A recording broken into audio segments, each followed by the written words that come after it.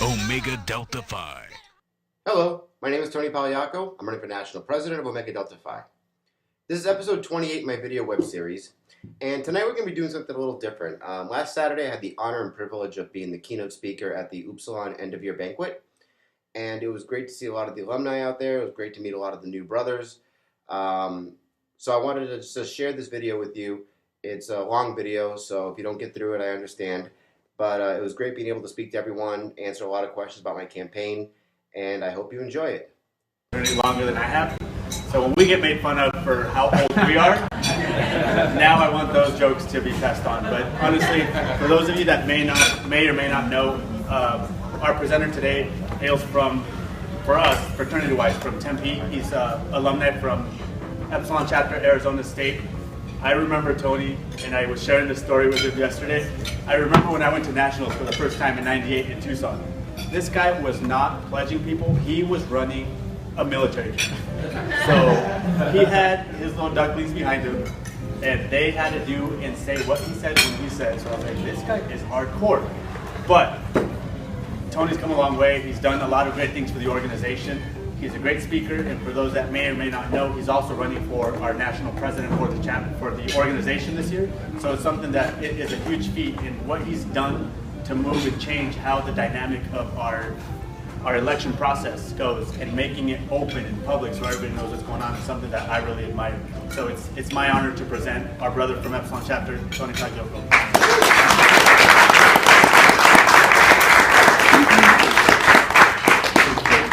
Yes.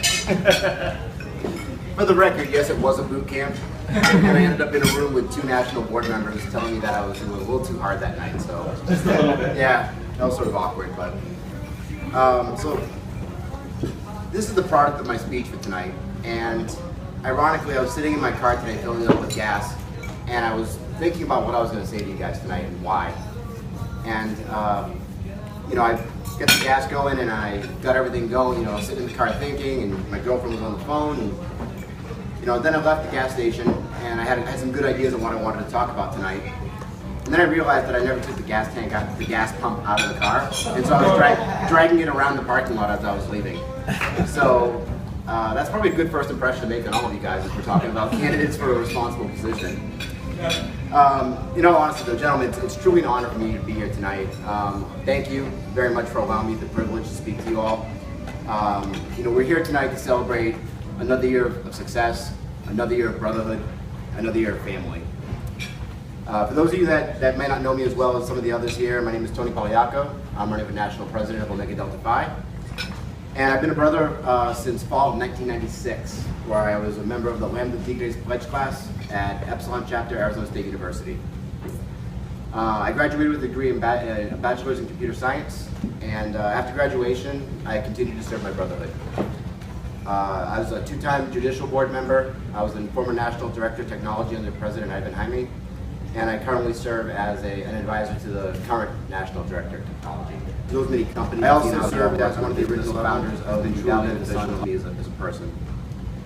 In my current role, I serve as a senior producer for enterprise applications at Wizards of the Coast, which is a company owned by Hasbro. So I work for Hasbro. And we develop some of the most popular games in the world, some of the biggest strategy games, Magic the Gathering and Dungeons and Dragons. So if you're a big nerd like me, you'll know what those are. If you don't, just take chess and poker and add some dragons to it. At Wizards, I run the end-to-end business process for when people think of cool stuff to sell, and then how we build it. So I act as the quarterback of that, making sure that the business process is working correctly, as well as the technological process is working correctly. My main job in that role, my main focus is delivering quality to our customers. We're talking about a user base that reaches into the millions. And so being able to deliver quality and bringing delight to those customers is a big part of my job. Now actually that's part of the reason why I'm here to speak to you tonight, because as a candidate for national president, I want to show you that as brothers, you also deserve that same level of quality. You deserve that same level of customer service. And in tonight's presentation, I want to actually talk to you and tell you how I intend to deliver that and why it's so important to us. So the big question is, and this is one that a lot of people ask right away, is why are you running? What would make you want to take 3 years and run for this position? And it pretty much gets broken down into about 3 points. And I think the first one is that I have a vision. I have a vision for this brotherhood. A vision that will start a journey that will put us down a road towards an improved business foundation, improved financial independence, and a new level of professionalism that we need as an organization. The old way of doing things needs to be refactored, refocused. We need to move away from, it's not about who you know, but it's about what you know. If you can contribute to the organization as a whole, it shouldn't matter what chapter you're from or what region you're from. We're looking for the best of the best to make this organization great, and that's an area that we've been missing for quite a few years. Second point is I have the experience. As I previously stated, I have a long and extensive history leading teams in successful ventures. And I know what the challenges are when you're scaling an organization, which is very similar to where we are right now. In the big picture of things, we're still very young, and it shows in some of our business, and it shows in some of the ways that we handle future ideas and future programs that we want to run.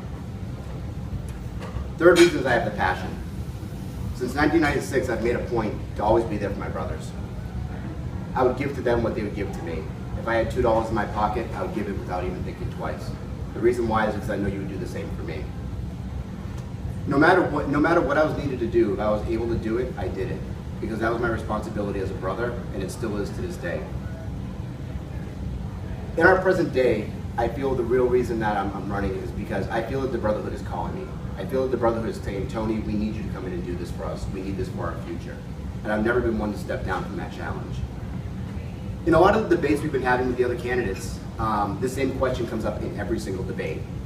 And the answer, my competitors' answers have always been the time is right. And I found that to be interesting because to me that sounds like it's the time is convenient. And the way I feel about it is the time is now. The time isn't always right when you have to come and step up to the plate, deliver, and especially in something important as this. It doesn't matter if the time is right, it matters if you're going to make the most impact now.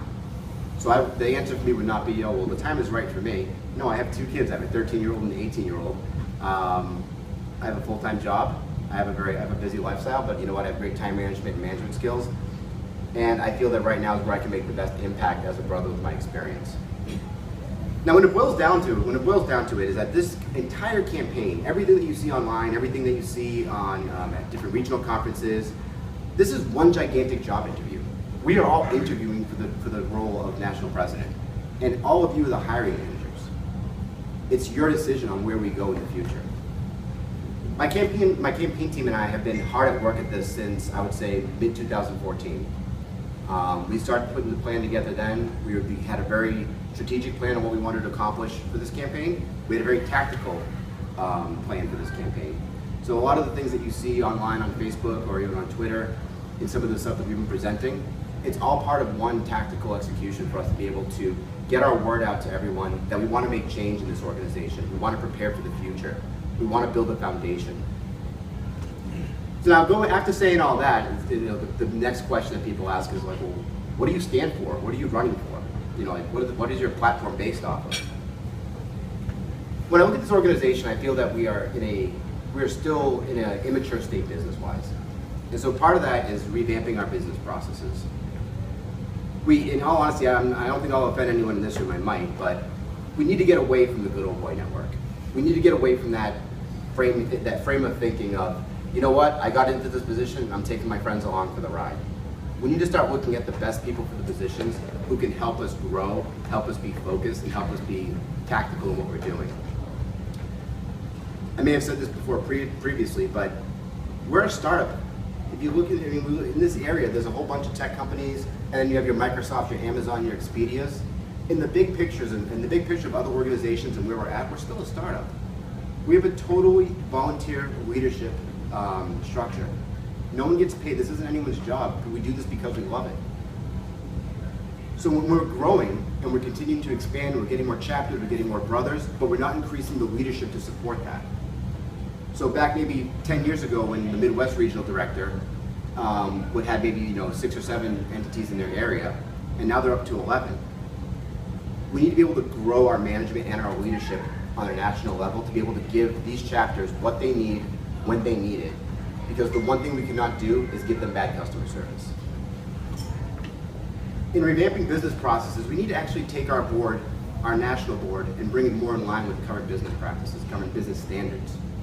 Right now, this is a really good picture of how we're built. Just like this, one guy at the top and it comes all the way down. And that's a sort of old way of thinking in terms of business, because we need to be able to spread that responsibility out across a number of different people and allowing those brothers to be able to execute their certain vertical as they want to.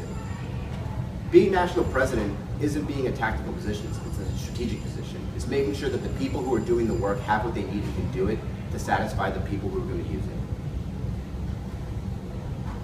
Right now, we have two or three members in our organization who are on the national board who hold multiple positions. And from one perspective, you could look at that and say, wow, that's great. He's the VP of this, and he's the director of this, and he's the director of expansion. But I challenge you, because I want you to think about that, is that that's part of the old school thinking. One person taking on too much work, and what happens is you cannot do three things at once at 100%. It is mathematically impossible. And I want to move us away from that. I want to move us from having single points of failure and being able to get more people involved, more people integrated from all over the nation, so we can work together and build a better roadmap for our future. Other thing is accountability. We hold our chapters and our alumni associations to a very strong level of accountability. And you've gotten the emails. This is due by Tuesday at midnight. If it comes in at Tuesday at 12:01, something happens. But then you reply back to the national board and you're waiting 4 days for a response. That has to stop. We need to hold the national board accountable to the same level of accountability that we hold our chapters to. And if we're going to ask for certain service back, we need to be able to give it out in proper ways. Another thing is, in revamping the process, giving chapters a better say in who their regional directors are. The old way has always been the national president appoints your regional directors. I want to get the chapters that are in the areas more involved in having a say in who their regional director is going to be, because it's important that we have that two-way communication. The RD is in a really tough spot. They have to answer to all these chapters, and they have to answer to the national board as well. And so when you're doing that, you're getting that pull from both directions. You want to make sure that whoever's in that RD position is someone that the chapters feel comfortable working with, that they respect, and that they're going to deliver for when they make commitments. The second point of my platform I'm running on is on the financial side.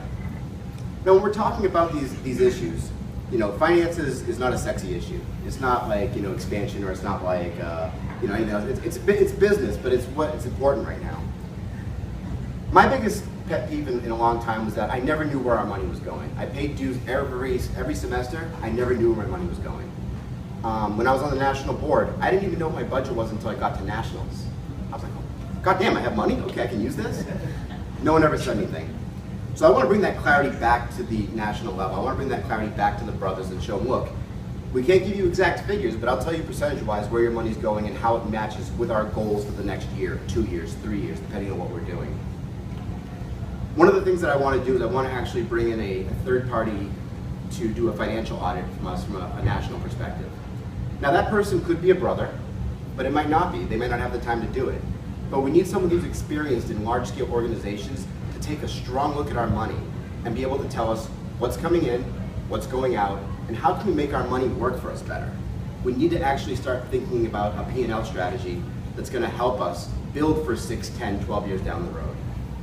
Anyone who says that they're going to be able to accomplish financial independence within a 3-year term, I'd say vote for them, because that sounds practically impossible with what we have right now as a leadership model and a financial model. We need to know what that is, and so by having someone come in and look at that for us, it's going to be of great value in the long run.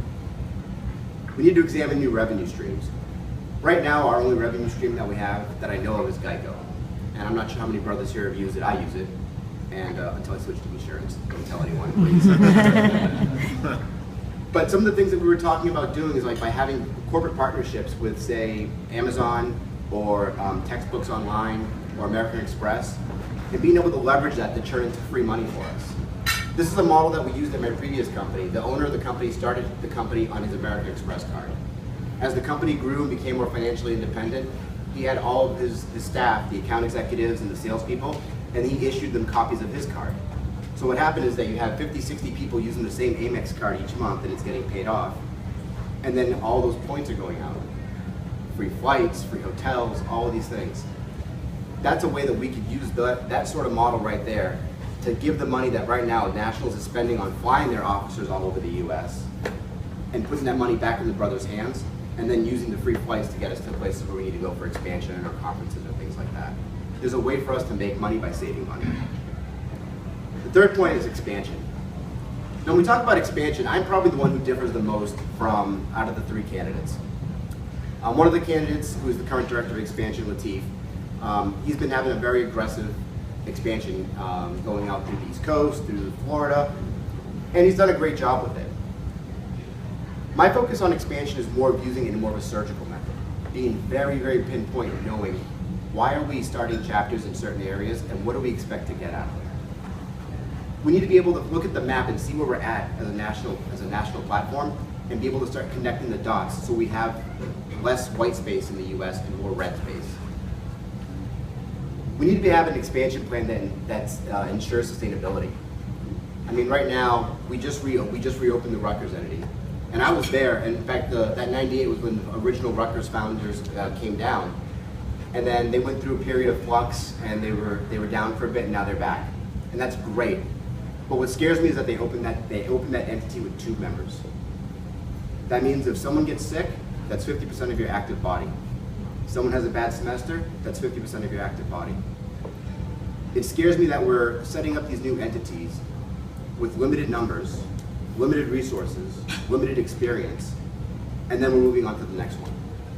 We need to hold their hand and help them grow. We need to show them the way. We need to show them how we did it when we were coming up. We need to show them the way of building up that brotherhood and building that passion. You can be as hype as you want, but if you don't have members, it's not going to happen.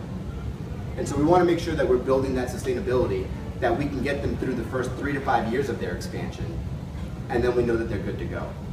That might slow down the number of entities that we're growing at a yearly level, but it means that we'll have better entities, ones that won't go out. Because when I was looking at our entity list and I was contacting chapter presidents, it broke my heart to see some of them grayed out because they were no longer active.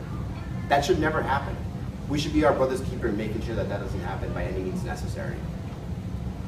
So overall, I'm running on the idea that the national organization, we need to make the changes necessary, not only improve where we're at now, but also prepare for the future as we grow. Being the only candidate who has career experience taking companies and scaling them up as growth occurs, I know I can replicate my career success on a fraternal level. And that way we'll be better positioned as an organization to support that growth, support those resources, and our new entities as well. The one thing that's always amazed me about our brotherhood is how we live the sacraments. To anyone else, the words unity, honesty, integrity, and leadership are just that, words. I mean, to us, it's our code. We live it, we love it, we live and die with it every single day, we breathe it. And we take them seriously. We make sure everyone knows that we take them seriously. When we walk into a place and they know OD5 is in the house, they know what we stand for, they know how we rep it, and they know our love for the brotherhood. In my eyes, Omega Delta Phi has always been the standard for how fraternity should be run. The brotherhood, the passion, the love. We've always been the ones to set the measuring stick. But the only problem is that as an organization, we're at a crossroads right now, and there's a lot of challenges that are imminent. And that's what makes this election even more important, to be honest, because we need a strong leader to lead the charge, and I actually feel I'm that person. Now, I heard a presentation recently, a leadership presentation, and part of it resonated with me because I feel that it applies to Omega Delta Phi. The presenter was talking about their organization specifically, and he said, and this part I actually have to read from the paper, I can't paraphrase it. But gentlemen, it's halftime in our organization. The time where you review your plays and see what has worked and what didn't. The time to catch your breath and reset yourself physically and mentally. The time to make personnel changes to give yourself a boost and a greater chance at winning. And the time to emerge from the tunnel with a fresh perspective and rally to a successful outcome. So I feel that's where we're at as well, because we're in a period right now where many different things are happening at once. We need to use this halftime to our advantage, to figure out the right plays, to figure out the right personnel. We're building the foundation for future years here. And without a solid foundation, the building that we're building is going to collapse as we add more floors to it. What I'm about to say may be blunt, but it's a fact. The national board works for you, period. I want to make it easier for us to work together, get more people involved, and start the bench building required so we can all move in the same direction with the same purpose and the same vision. As we move forward together, as we come out of that tunnel, we need to remember that no matter who we elect, we need to be involved. We need to work to support each other. And alumni are a vital piece of that puzzle. So in asking why is it important to be an alumni and being involved, it's because in this family, we constantly have to put into it to get out. If we want to see success and see the growth and see the level of greatness that we belong at, your commitment doesn't end at graduation. Your pinnacle of your brotherhood is not when you cross over or not when you graduate. The pinnacle never comes because it's always a great thing and it goes on forever. This brotherhood is for life, and I know that I know we all take it seriously to that point. In being an active alumni, there's many ways you can contribute. It doesn't mean you have to apply for a national position. You can apply for a national committee. You can work in your region. You can work on your alumni council. You can work even with your local chapter. Provide that resource. Be a mentor. Be an advisor. Show them the mistakes that you made so they can learn from them. I do that a lot with a lot of the actives from my old chapter, and even from actually anyone who talks to me. I try and help them as best I can to be able to show them where I made mistakes so they won't make them again, and so that hopefully they can learn and use my playbook to their advantage. So in closing, brothers, I thank you for your time and support. I wish you all continued success. As most of you know, I'm always available to brainstorm, talk, chit chat. You will never, if you want to have a conversation about anything we talked about tonight, I will sit there and talk about it until you walk away, because I can go on forever about it. As we have these conversations, the more dialogue that we have, the more opportunities and more ideas we're going to have to choose from as an organization. It's getting that communication coming from A to B and B to A back, because if we're not having those conversations and just making blind decisions, blanket decisions that affect many chapters, many colonies, that's not the way it is. Every entity is a specific issue. You can't just put one thing over it all and hope it fixes it. You need to be able to have that open communication, that open respect, that clarity into what's going on, so we can all move in that same direction. Now, it's a known fact right now that fraternities have a target on their back. This is not a good year to be in a fraternity, especially in the public eye. We must not slip and allow ourselves to become a target. We should be on CNN for the good work that we do, for the work with the kids, for the work with the academics, for graduating our brothers. If there was ever a reason for an organization to be on the front page of CNN, that's it. We shouldn't be on the cover for a tragic mistake or a mislap of judgment, because that is what could actually harm us in the big picture. The future is in front of us. We have very important decisions to make. And that's why, once again, I thank you for your support. And when the Knights of Omega Delta Phi descend on San Antonio, I'll only have one request. Vote Tony. Thank you.